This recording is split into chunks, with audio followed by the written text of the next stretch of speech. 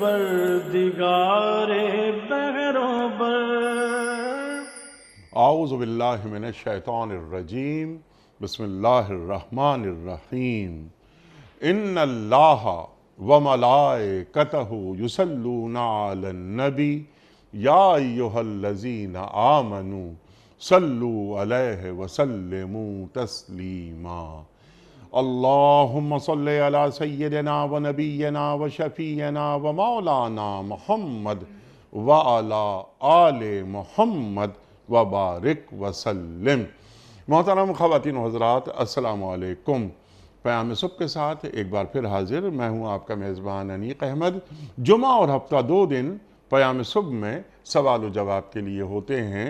ان 2 دنوں میں ہم آپ کی جانب سے آئے ہوئے سوالات اپنے ملک کے ایک جید مفتی صاحب کی خدمت میں پیش کرتے ہیں اور ان سے حاصل کرتے ہیں اپنے مسائل کا حل قرآن و سنت کی روشنی میں۔ خواتین و حضرات، کچھ سوالات ہم یہ ویڈیو کوئسچنز بھی ہم ریکارڈ کرتے ہیں، ان سوالات کو بھی ہم رکھتے ہیں مفتی صاحب کی خدمت میں۔ آج کے ہمارے معزز مہمان محترم مفتی منیب الرحمان صاحب۔ خواتین و حضرات، مفتی منیب الرحمان صاحب سے کون واقف نہیں، روزنامہ دنیا کے مستقل کالم نگار محترم مفتی منیب الرحمان صاحب۔ خواتین و حضرات، مفتی صاحب کو خوش آمدید کہتے ہوئے پروگرام کا آغاز اللہ تعالیٰ کے بابرکت نام سے، سورہ ملک اور آیات 1 اور 2۔ اعوذ باللہ من الشیطان الرجیم، بسم اللہ الرحمن الرحیم۔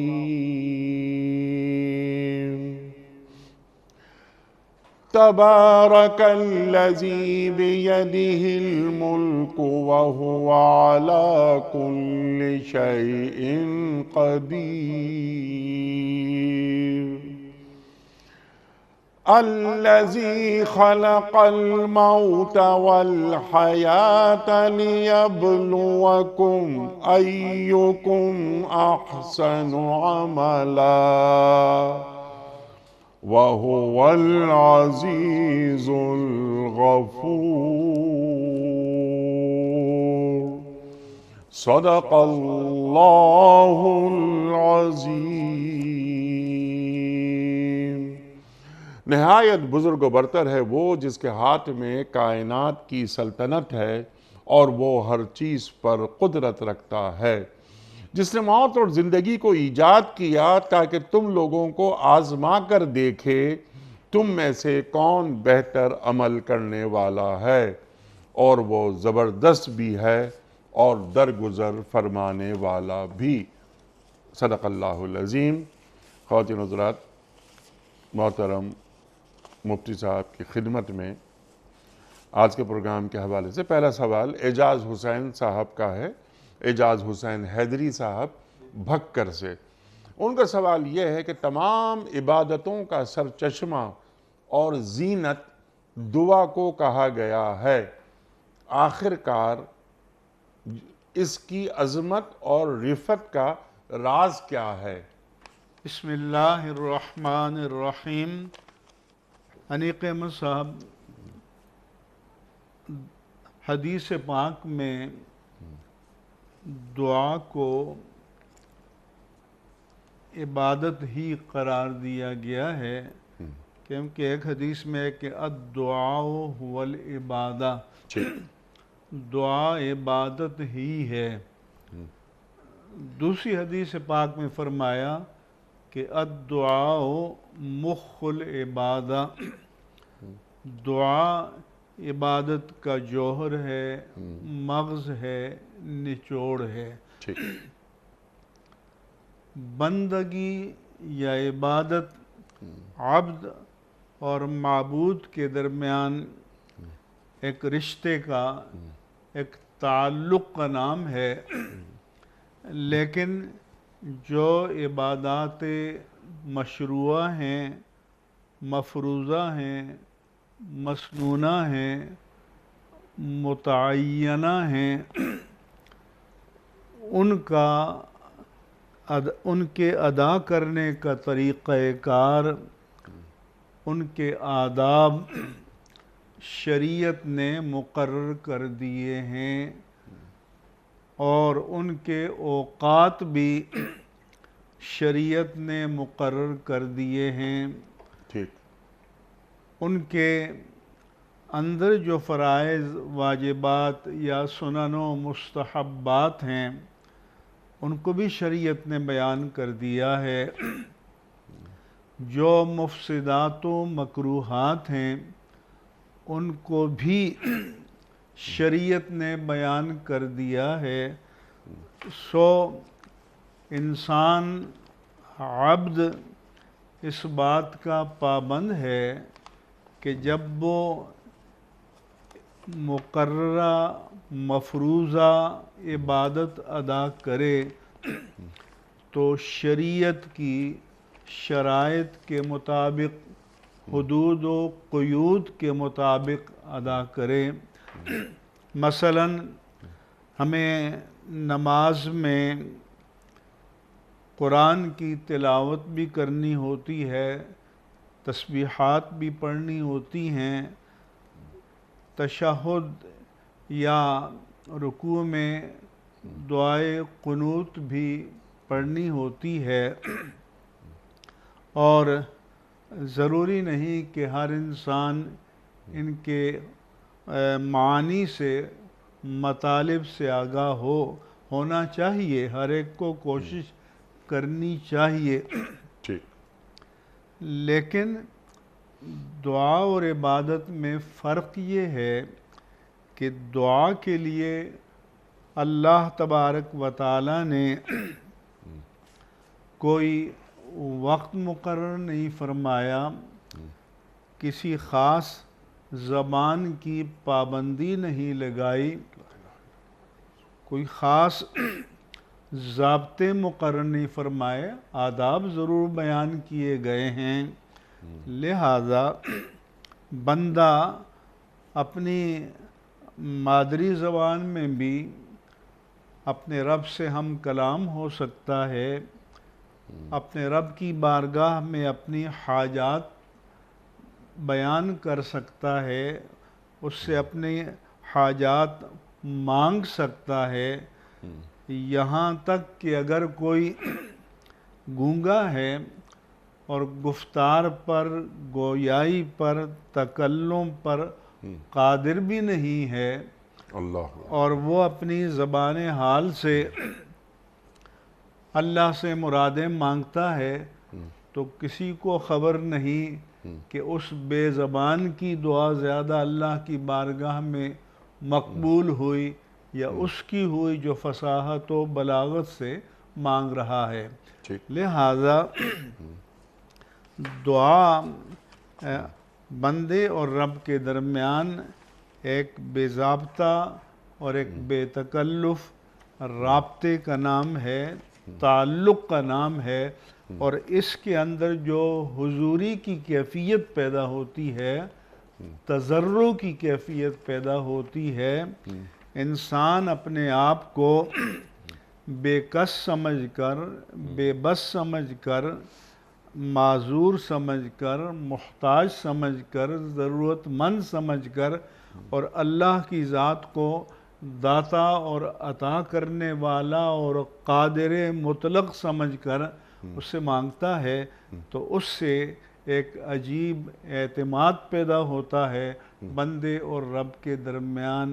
اسی لیے دعا کو عبادت کی روح قرار دیا ہے، اور اللہ تبارک و تعالی نے خود اپنے بندوں کو اپنی بارگاہ میں دعا مانگنے کی دعوت دی ہے، کہ جب اللہ کے رسول صلی اللہ علیہ وسلم سے صحابہ کرام نے پوچھا کہ اربنا بعید ننادی ہے ام قریب نناجی ہے یا رسول اللہ صلی اللہ علیہ وسلم، ہمارا رب ہم سے دور ہے کہ ہم اس کو زور سے پکاریں، یا ہمارے قریب ہے کہ سرگوشی کے انداز میں اس سے التجا کریں؟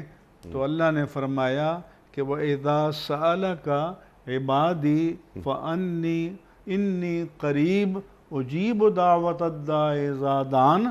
اے پیارے حبیب صلی اللہ علیہ وسلم، جب آپ سے میرے بندے میرے بارے میں سوال کریں تو آپ ان کو بتا دیجئے کہ میں یقیناً تمہارے قریب ہوں، اور میں دعا کرنے والی کی دعا کو قبول کرتا ہوں جب وہ دعا کرتا ہے۔ بس اتنی سی بات ہے کہ فَلْيَسْتَجِيبُوا لِي وَلْيُؤْمِنُوا بِي لَعَلَّهُمْ يَرْشُدُونَ۔ اگر وہ مجھ سے اپنی مرادیں مانگ رہے ہیں تو اچھی بات ہے، تو میرا حکم بھی مان لیں سبحان اللہ، اور مجھ پر ہی مان لائیں تاکہ وہ ہدایت یافتہ ہوں۔ تو اللہ تعالیٰ نے اس طرح سے خود بندوں کو دعا کی تعلیم دی، بلکہ فرمایا کہ مَن لَّمْ يَسْأَلِ اللَّهَ يَغْضَبْ عَلَيْهِ، کہ جو اللہ سے سوال نہ کرے تو اللہ اس پر غضبناک ہوتا ہے۔ متکبر بھی کہا گیا، وَقَالَ رَبُّكُمْ ادْعُونِي أَسْتَجِبْ لَكُمْ إِنَّ الَّذِينَ يَسْتَكْبِرُونَ عَنْ عِبَادَتِي سَيَدْخُلُونَ جَهَنَّمَ دَاخِرِينَ۔ اللہ اکبر۔ کہ فرمایا کہ ادعونی، اللہ فرماتا ہے تمہارے رب نے فرمایا کہ مجھ سے مانگو میں تمہاری دعا قبول کروں گا۔ اچھا، یہاں مانگو آئے گا یا پکارو؟ مانگنا بھی ہے، دعا کرنا بھی ہے، پکارنا بھی ہے، سبھی مرادی معنی اس کے۔ ٹھیک، دعا کرو مجھ سے، میں تمہاری دعا قبول فرماؤں گا، اور جو میری عبادت، اور بعض نے سیاق کے اعتبار سے عبادت کو دعا کے معنی میں بھی لیا ہے کہ جو مجھ سے مانگنے میں تکبر کرتے ہیں تو وہ جہنم میں ذلیل و رسوا ہو کر داخل ہوں گے۔ پھر یہ بھی حدیث پاک میں فرمایا وَإِذَا سَأَلْتَ فَاسْأَلِ اللَّهِ، جب تو مانگے تو اللہ سے مانگ، اللہ سے سوال کر، اور اللہ کے بارگاہ میں اپنی مرادیں پیش کرو۔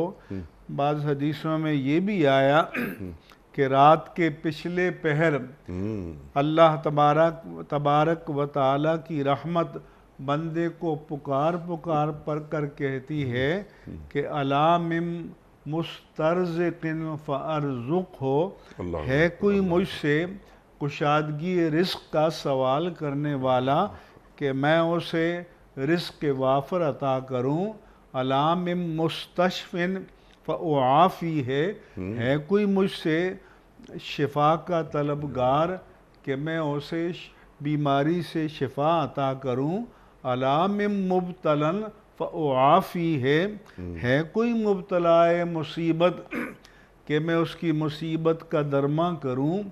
الا من قضا و قضا، ہے کوئی کسی غرض کا حاجت مند جو جائز ہے کہ میں اس کی اغراض کو، مرادوں کو، التجاؤں کو، دعاؤں کو قبول کروں۔ تو اللہ تعالیٰ بندے کے دعا مانگنے سے خوش ہوتا ہے اور بندے کو اللہ تبارک و تعالیٰ نوازتا ہے۔ سبحان اللہ، سبحان اللہ۔ صرف ایک شرط ہے کہ حدیث پاک میں فرمایا کہ ادعوا اللہ وانتم موقنون بالاجابہ ولیعظم المسئلہ، تم جب اللہ سے مانگو تو پورے تیقن کے ساتھ، یقین کے ساتھ، اعتماد کے ساتھ مانگو۔ تمہیں قبولیت دعا پر یقین ہونا چاہیے کہ میں ایسے دربار سے مانگ رہا ہوں کہ جہاں کوئی سائل خالی ہاتھ نہیں لوٹتا، وہ پختہ عزم کے ساتھ سوال کرے۔ پھر حدیث میں یہ فرمایا کہ ان اللہ حیی کریم اذا یمد یدیہ یستحیی ان یردہ صفرا، کہ اللہ تعالیٰ حیا والا ہے، بہت بڑا حیا والا ہے، کرم فرمانے والا ہے۔ جب بندہ دست سوال کو دراز کرتا ہے تو اللہ تعالیٰ کو حیا آتی ہے کہ میں اس کے ہاتھ کو خالی لٹا دوں۔ صرف یہ آداب بتائے کہ اپنی ہتھیلی کو رکھے اور جب دعا کر لے تو اس کو چہرے پر پھیر دے اور اللہ کے رسول صلی اللہ علیہ وسلم جب کبھی گڑ گڑا کر دعا فرماتے تو اپنے ہاتھوں کو اتنا بلند فرماتے کہ صحابہ کرام بیان کرتے ہیں کہ آپ کے بغل مبارک کی سفیدی بھی نظر آتی اور یہ انتہائی الحاح اور تضرع کی کیفیت ہوتی تھی۔ تو جب بھی بندہ اللہ سے مانگے تو عجز و انکسار کا پیکر بن جائے، تضرع کے ساتھ مانگے، ادعوا ربکم تضرعا وخفیا، اللہ فرماتا ہے کہ تم اپنے رب کو پکارو گڑ گڑا کر اور خاموشی سے، جیسے بھی احوال ہوں، تو اللہ تعالیٰ کا وعدہ ہے کہ دعاؤں کو قبول فرماتا ہے۔ اور پھر احادیث میں اس کی تفصیلات ہیں کہ اگر دعا کی قبولیت مؤخر ہو جائے تو اس میں بھی اللہ تبارک و تعالیٰ کی حکمتیں ہوتی ہیں کہ قیامت میں اللہ تعالیٰ اپنے بندوں کو بلائے گا اور فرمائے گا کہ تم نے مجھ سے دنیا میں یہ مرادیں مانگی اور میں نے بعین ہی وہ مرادیں تمہیں عطا کر دی۔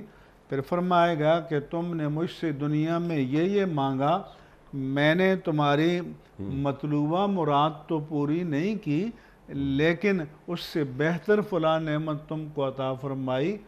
پھر فرمائے گا کہ تم نے مجھ سے یہ مرادیں مانگی، وہ مراد تو میں نے پوری نہیں کی لیکن اس سے ایک بڑی مصیبت جو تم پر نازل ہونے والی تھی وہ میں نے ٹال دی۔ اور پھر فرمائے گا کہ تم نے مجھ سے دنیا میں یہ دعائیں مانگی جو میں نے دنیا میں قبول نہیں فرمائی اپنی حکمت سے، وہ ساری دعائیں میرے پاس امانت ہیں، اب ان کا صلہ لو۔ تو تب بندہ تمنا کرے گا کہ کاش ہماری کوئی بھی دعا دنیا میں قبول نہ ہوئی ہوتی اور سب کچھ آخرت میں مل جاتا۔ لہذا یقین ہونا چاہیے کہ بندے کی دعا کبھی رد نہیں ہوتی۔ اب یہ کہ وہ کب قبول کرے، کیسے قبول کرے، تو یہ اللہ کی مشیت اور رضا پر چھوڑ دینا چاہیے۔ سبحان اللہ، سبحان اللہ۔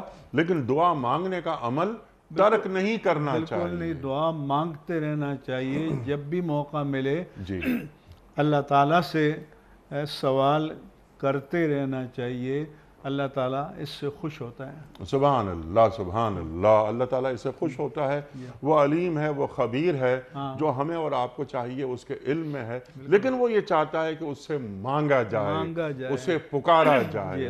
اللہ اکبر۔ مفتی صاحب، اسی ذیل میں ایک سوال چھوٹا سا کہ کیا دعا تقدیر بدل دیتی ہے؟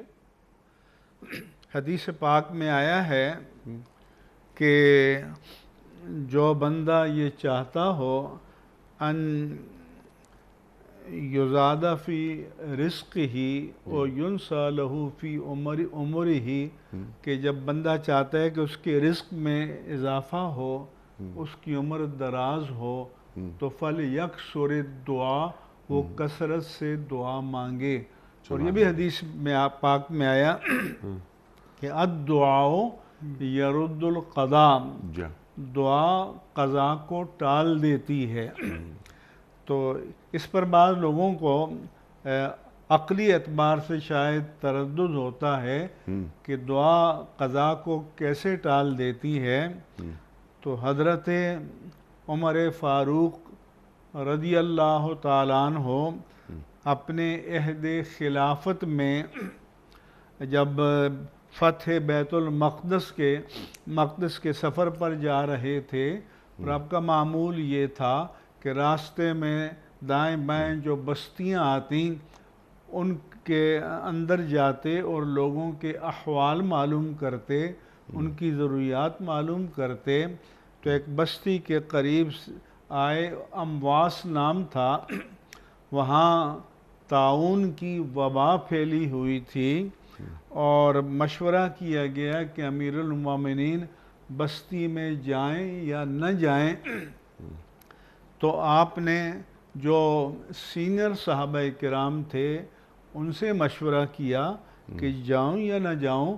تو ان کے مشورے کے بعد آپ نے بستی میں نہ جانے کا فیصلہ کیا، تو حضرت ابو عبیدہ بن جراح رضی اللہ عنہ جو فاتح اور سپاہ سالار تھے اور ان کا لقب تھا امین و حاضح الامہ، اس امت کے امین، اور جنہوں نے غزوہ بدر میں اپنے والد کو قتل کیا تھا جب وہ کفار کی طرف سے تھے، ان کی قوت ایمانی کا عالم یہ تھا۔ تو اور جب حضرت امیر المومنین عمر فاروق رضی اللہ تعالیٰ عنہ کی شہادت اور وصال کا وقت قریب آیا تو آپ نے فرمایا کہ اگر آج ابو عبیدہ بن جراح ہوتے تو میں انہیں اپنا جانشین نامزد کر دیتا۔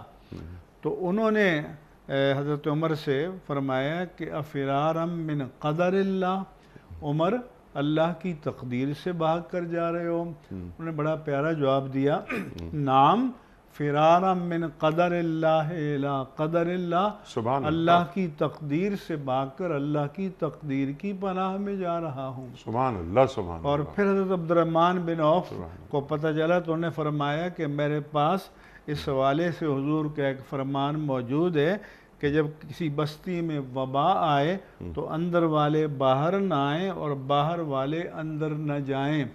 تو پھر الدعاء یرد القضاء کے معنی یہ ہیں کہ یہ بھی اسباب کا ایک حصہ ہے کہ اللہ تعالیٰ دعا کی توفیق عطا فرماتا ہے اور اس کی برکت سے مصیبت کو ٹال دیتا ہے۔ سبحان اللہ، سبحان اللہ، سبحان اللہ۔ دعا بہت بڑا موضوع اور بالتفصیل آپ نے جواب عطا فرما دیا۔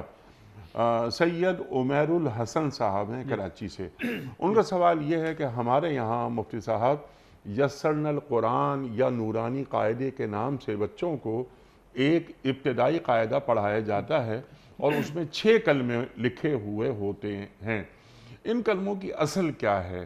یعنی کیا یہ کہیں سے ثابت ہیں؟ اسی طرح اس قاعدے میں ایمان مجمل اور ایمان مفصل لکھا ہوتا ہے، کیا یہ بھی کہیں سے ثابت ہے؟ انیق احمد صاحب، ہم یہ تو نہیں کہتے کہ یہ ایمان مجمل اور ایمان مفصل فلاں حدیث میں مذکور ہیں، ٹھیک، لیکن ایمان مجمل، ایمان مفصل اور یہ 6 کے 6 کلمے جو ہیں یہ قرآن و حدیث سے مستفاد ہیں، یہ شریعت کی روح کے عین مطابق ہیں، اور جس کسی نے بھی ان کو مرتب کیا ہے اللہ تعالیٰ ان کی قبر کو نور سے معمور فرما دے، آمین۔ کیونکہ ایمان مجمل کے معنی ہیں کہ اگر پریسائزلی یا اختصار کے ساتھ ایمان کو ڈیفائن کرنا ہو، تعریف کرنی ہو تو کیا کریں گے؟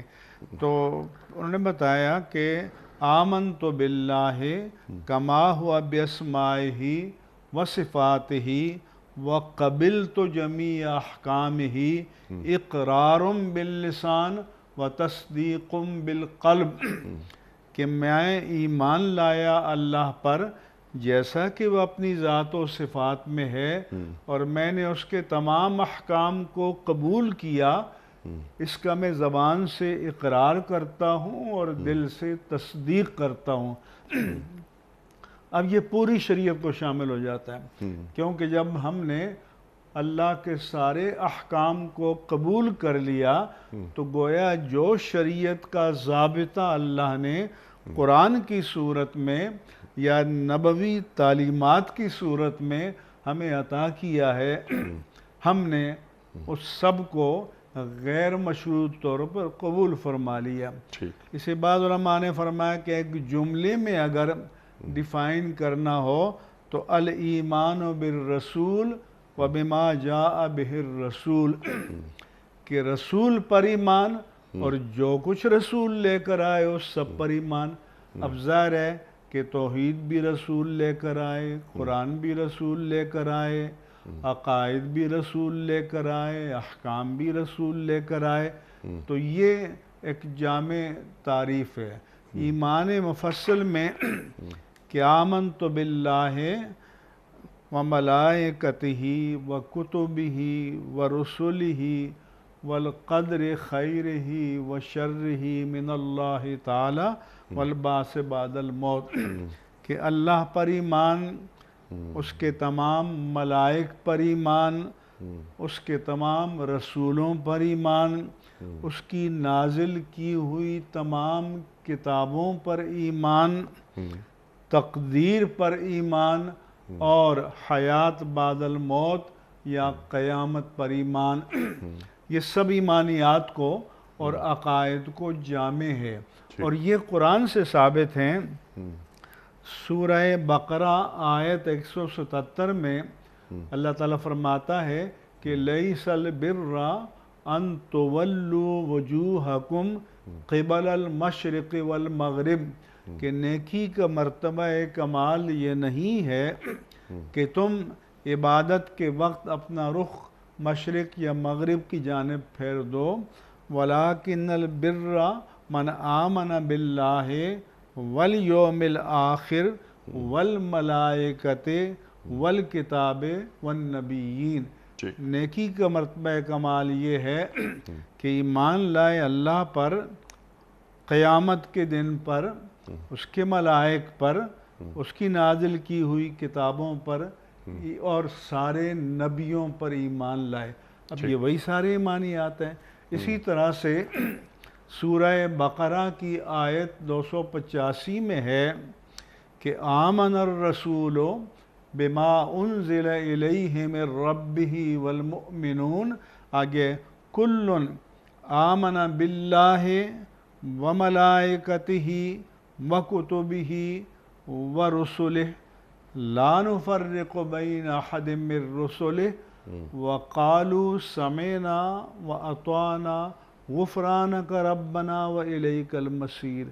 تو یہاں سے آخرت کے عقیدے بھی شامل ہو گیا کہ اسی کی طرف لوٹ کر جانا ہے۔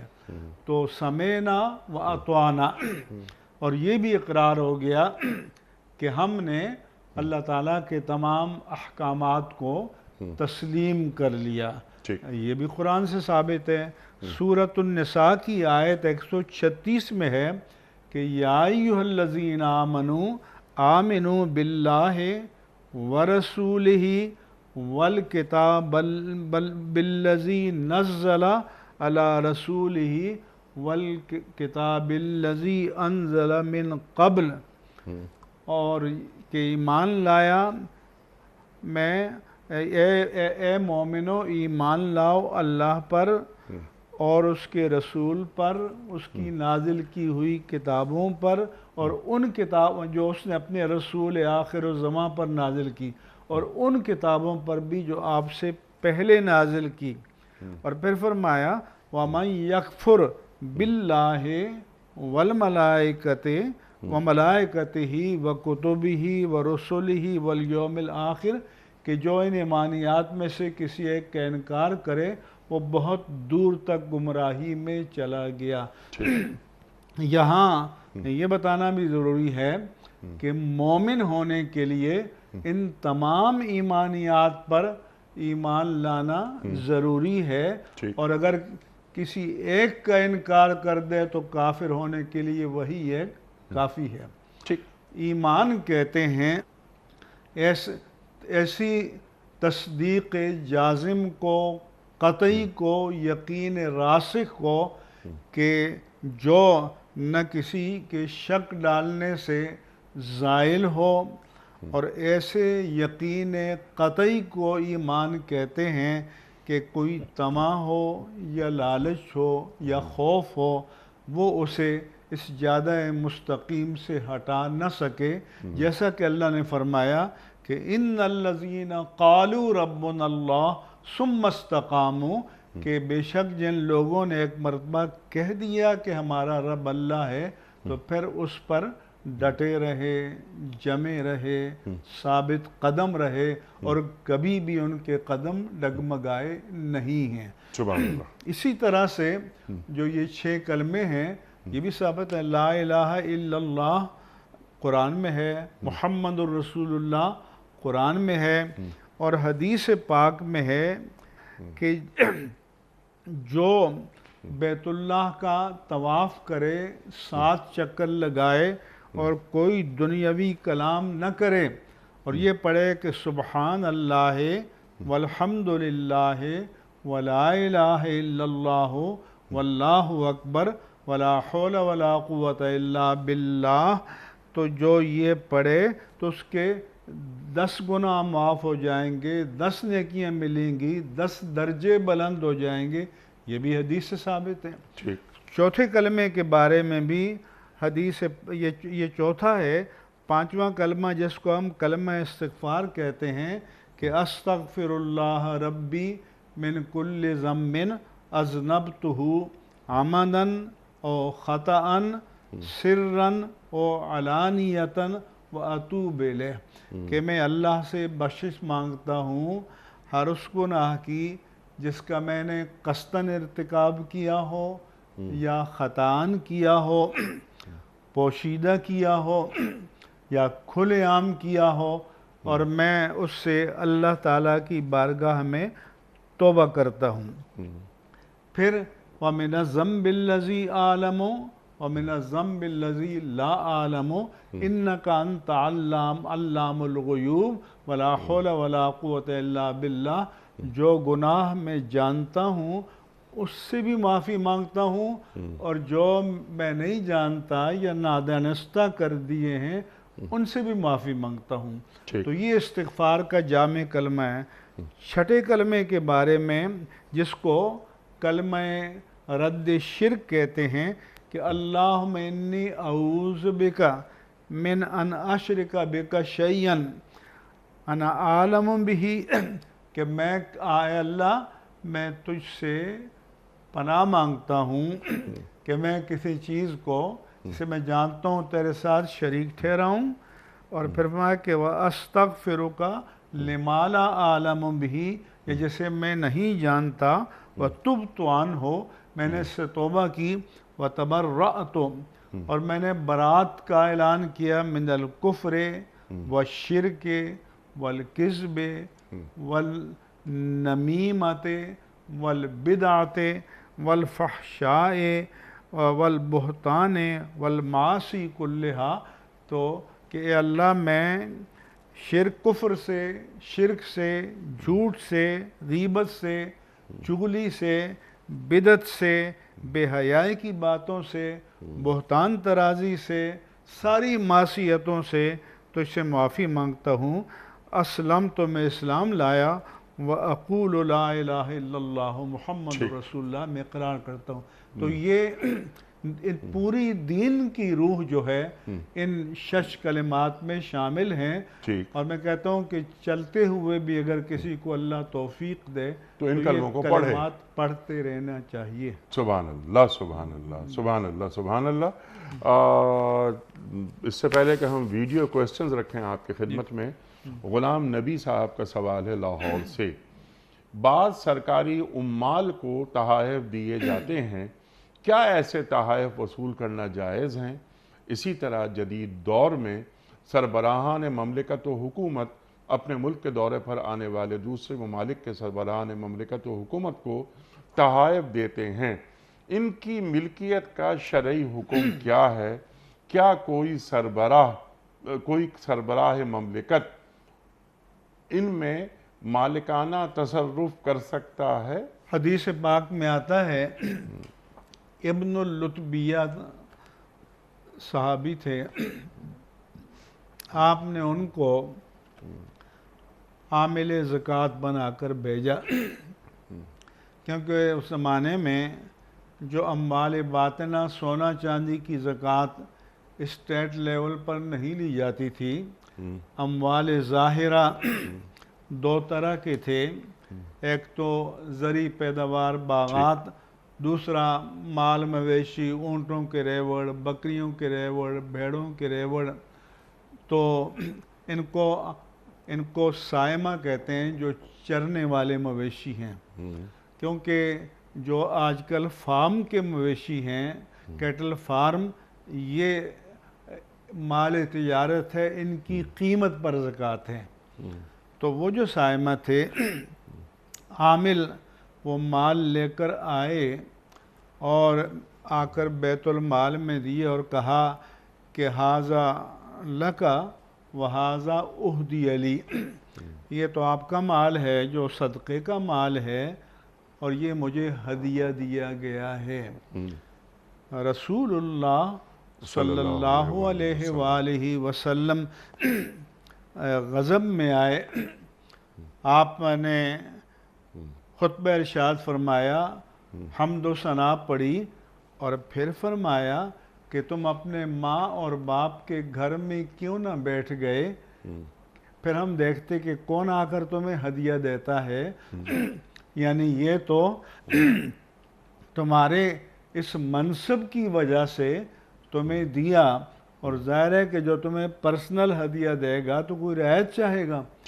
تو حضور نے فرمایا اس کی اجازت نہیں دی کہ جو سرکاری منصب پر ہو اور اس کے ہوتے ہوئے وہ ہدایہ وصول کرے۔ حضرت ایک اور حدیث میں حضور نے فرمایا کہ جو تم میں سے عامل بن جائے، اگر ایک سوئی بھی ہے تو اس کو لا کر دینی ہوگی۔ ایک سیافام انصاری نے کہا پھر آپ سنبھالیے کہ آپ نے تو اتنا سخت حکم، حضور نے فرمایا کہ ہاں یہی سخت حکم ہوگا۔ پھر حضرت عمر فاروق رضی اللہ تعالیٰ عنہ ایک جگہ جا رہے تھے، کیونکہ آپ نے مال کے لیے کچھ اصول مقرر کیے تھے۔ ایک تو لباس فاخرہ نہیں پہنو گے، ایک بڑی عالی شان مرغن غذائیں نہیں کھاؤ گے، تیسرا یہ کہ اپنے جو دفتر یا گھر کے دروازوں پر دربان نہیں بٹھاؤ گے، بند نہیں کرو گے تاکہ سوالی سوال کرنے آئے تو رکاوٹ نہ ہو۔ تو ایک شخص نے کہا کہ امیر المومنین کیا یہ ہدایت جاری کر کے آپ اللہ سے بے نیاز ہو گئے کہ آپ سرخرو ہو جائیں گے؟ آپ کو پتہ ہے کہ فضیل بن غنم جو ہے مصر کا والی، اس نے تو دربان بھی بٹھا رکھا ہے، اس نے لباس فاخرہ بھی پہن رکھا ہے اور مرغن غذائیں بھی کھاتا ہے۔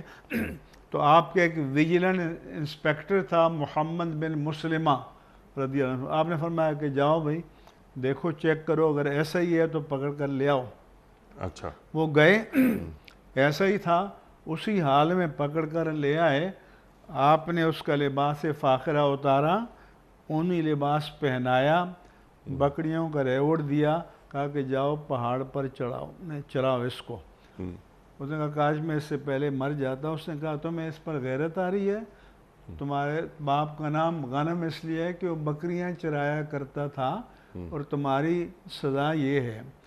تو وہ اس طرح سے مواخذہ کرتے تھے۔ اس لیے اس دور میں اسٹیٹ لیول پر جو بیرونی ممالک کے ہیڈز آف اسٹیٹ یا ہیڈز آف گورنمنٹ آتے ہیں تو ان کو جو تحائف دی جاتے ہیں وہ سرکاری خزانے سے دیے جاتے ہیں۔ ہمارے ہیڈز آف اسٹیٹ یا ہیڈز آف گورنمنٹ جاتے ہیں تو ان کو جواباً وہاں کے سربراہان مملکت و حکومت تحائف دیتے ہیں، تو پھر وہ ریاست کی ملکیت ہیں، لہذا ان کو بیت المال میں جمع ہونا چاہیے اور ریاست کی ملکیت میں ہونا چاہیے، ان کو مالکانہ تصرف نہیں کرنا چاہیے۔ کیا یہی لوگ جب اقتدار سے اتر کر اور وہاں ان ملکوں میں جائیں تو کوئی تحائف دے گا؟ تو اس کا مطلب ہے کہ تحائف تو اس منصب کی وجہ سے دیے جا رہے ہیں۔ تو جب منصب کی وجہ سے دیے جا رہے ہیں اور آپ کسی کو دو تو بیت المال سے دو، قومی خزانے سے دو، پھر جواباً آپ کو ملے تو اس امانت کو بھی قومی خزانے میں جمع کرو۔ یہ جو تصرف ہے یہ جائز نہیں ہے۔ حدیث پاک میں حضور نے اپنے فضائل بیان کیے تو ایک یہ بیان فرمایا کہ احلت لی الغنائم لم تحل لأحد قبلی، میرے لیے یا میری امت کے لیے مال غنیمت کو حلال کر دیا گیا جو پہلی امتوں کے لیے حلال نہیں تھی۔ تو صحیح مسلم میں حدیث ہے کہ ایک نبی نے جہاد کیا اور مال غنیمت جمع ہو گیا، فتح حاصل ہوئی، تو اس زمانے میں اس کو استعمال کرنے کی اجازت نہیں تھی، میدان میں لا کر رکھا جاتا اور آسمان سے آگ آتی اور اسے جلا ڈالتی، یہ اس کی قبولیت کی علامت تھی، اور اگر آسمان سے آگ آ کر نہ جلاتی تو اس کے معنی ہے کہ وہ رد ہو گیا۔ تو آگ نہ آئی تو آپ نے اپنی قوم سے فرمایا کہ ان فیکم غلول، تم میں کوئی خائن ہے، لہذا ہر قبیلے کا سردار جو ہے وہ میرے ہاتھ پر آ کر ہاتھ ملائے۔ تو دو قبائل کے سرداروں کا ہاتھ نبی کے ہاتھ کے ساتھ جڑ گیا۔ آپ نے فرمایا کہ فیکم غلول، جنہوں نے خیانت کی وہ تمہارے قبیلے میں ہے۔ اب ان قبیلوں کا ہر فرد آ کر مجھ سے مصافحہ کرے تو دو بندوں کے ہاتھ نبی کے ہاتھ سے چپک گئے۔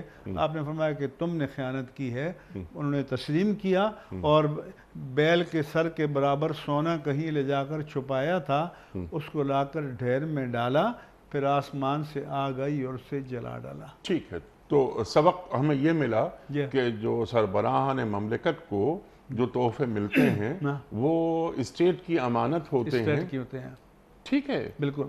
اچھا، لیکن اگر اسٹیٹ اجازت دے کہ آپ اس پر کوئی ٹیکس وغیرہ پے کر کے رکھ سکتے ہیں، تب وہ شخص، وہ صدر یا وزیر اعظم رکھ سکتا ہے؟ ظاہر ہے کہ چونکہ قوانین بنانے کا آئیڈیل تو وہی ہے جو ہم نے بتایا، ٹھیک ہے، لیکن قوانین بنانے کا اختیار ان کو ہے، وہ بنا لیتے ہیں کہ جو 10-20% قیمت ادا کرے، پھر قیمت کے لیے کمیٹی بھی خود بناتے ہیں۔ ٹھیک ہے، نہیں تو کیا اس کی اجازت دین دیتا ہے؟ ظاہر ہے اگر قانون بنا لیتے ہیں، لیکن اس کو مارکیٹ میں بیچنے کی اجازت تو پھر بھی نہیں ہوگی نا۔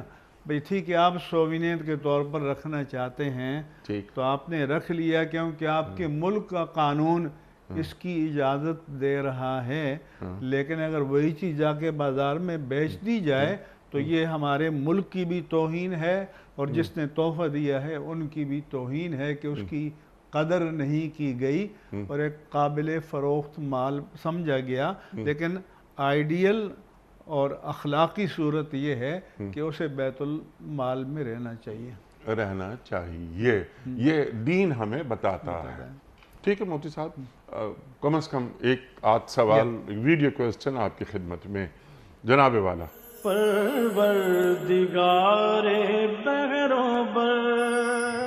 السلام علیکم مفتی صاحب، میرا سوال یہ ہے کہ جو لوگ سونا چاندی کا کاروبار کرتے ہیں ان کے لیے زکوٰۃ کا کیا حکم ہے؟ کیونکہ بعض سیٹ ایسے ہوتے ہیں جو کہ پورے سال دکان پہ پڑے رہتے ہیں۔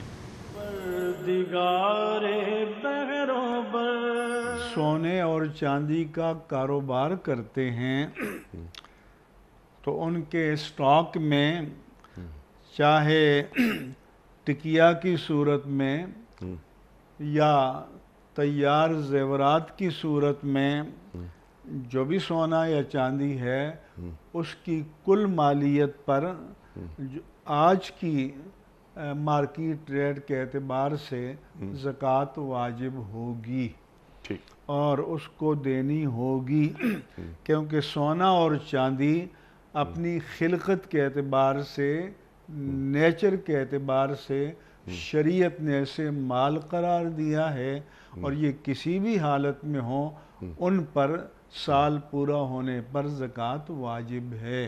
ہاں، اگر کسی نے اپنا سونا لا کر دیا ہے کہ آپ زیور بنا کر دے دیں تو وہ تو ظاہر ہے کہ اس کی امانت ہے تو اس پر نہیں ہوگی، لیکن وہ سونا اور وہ چاندی جو دکاندار کی اپنی ملک ہے، چاہے تیار زیور ہو اور چاہے خام ٹکیا کی صورت میں ہو، اس پر پوری زکوٰۃ ان کو دینی ہوگی، 40واں حصہ مالیت، چاہے 40ویں حصے کے برابر وزن کے اعتبار سے نقد زکوٰۃ دیں یا پھر کاٹ کے 40واں حصہ زکوٰۃ کے طور پر دے دیں۔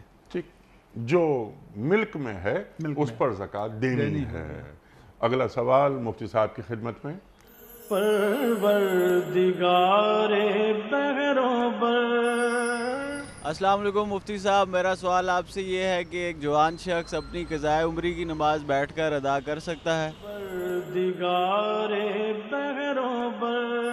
جناب، جو شخص کھڑے ہو کر نماز پڑھنے پر قادر ہے جی، وہ فرض اور واجب نماز بیٹھ کر نہیں پڑھ سکتا، ٹھیک، البتہ نفل نماز بیٹھ کر پڑھ سکتا ہے، لیکن بیٹھ کر پڑھنے کا ثواب کھڑے ہو کر پڑھنے کے مقابلے میں نصف ہوگا۔ ٹھیک ہے، لیکن سوال یہاں یہ پیدا ہوتا ہے کہ جو قضاء عمری ہے اس میں کیا نفل ادا کیے جاتے ہیں؟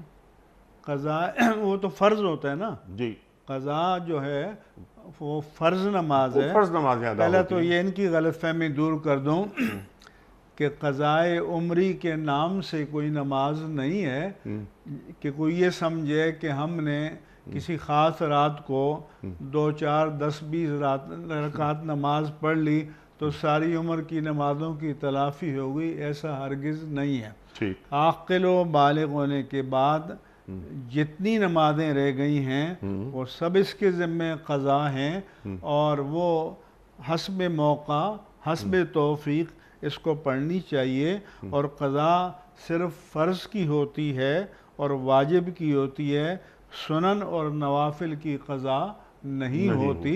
اور فرض اور واجب نماز اگر وہ تندرست ہے اور کھڑے ہو کر پڑھنے پر قادر ہے تو کھڑے ہو کر پڑھنی ہوگی۔ ٹھیک ہے، اور یہاں پر واجب سے مراد وطر ہے۔ وطر ہے۔ ٹھیک ہے مفتی صاحب، اگلا سوال مفتی صاحب کی خدمت ہے۔ پروردگار بحروں پر۔ السلام علیکم مفتی صاحب، میرا سوال یہ ہے کہ موجودہ دور میں حج بہت مہنگا ہو گیا ہے، تو اگر خاتون کے محرم کے پاس حج کے پیسے نہ ہوں تو کیا وہ اکیلے حج کر سکتی ہے؟ پروردگار بحروں پر۔ پہلی بات تو یہ ہے کہ حج واقعی مہنگا ہو گیا ہے، ہر چیز مہنگی ہو گئی ہے، جی، تو ظاہر ہے کہ جو صاحب استطاعت ہے حج اس پر فرض ہے، ٹھیک، نہیں ہے تو اس پر فرض نہیں ہے۔ ٹھیک، البتہ یہ جو انہوں نے سوال کیا کہ کوئی خاتون ہے اور وہ محرم کو ساتھ نہیں لے جا سکتی تو تنہا جا سکتی ہے یا نہیں، تو شریعت کی روح سے تو خاتون تنہا سفر نہیں کر سکتی، محرم ہونا چاہیے۔ اگر محرم اپنے خرچ سے جا سکتا ہو یا تو اس کا شوہر ہو اور یا محرم۔ محرم سے مراد وہ مرد رشتہ دار جس کے ساتھ نکاح ہمیشہ کے لیے حرام ہے، یہاں تک کہ بہنوئی بھی محرم نہیں ہے، کیونکہ بہنوئی کے ساتھ نکاح حرام ہے عارضی طور پر جب تک یہ اس کے نکاح میں ہے۔ اگر وہ پہلی بیوی کا انتقال ہو جائے یا خدا نخواستہ طلاق دے دے تو عدت گزرنے کے بعد دوسری بہن سے نکاح کر سکتا ہے، تو بہنوئی محرم نہیں ہے۔ تو محرم کون ہے؟ باپ ہے، بھائی ہے، چچا ہے، ماموں ہے، بھتیجا ہے، بھانجا ہے، یہ دودھ رشتے کے ہیں۔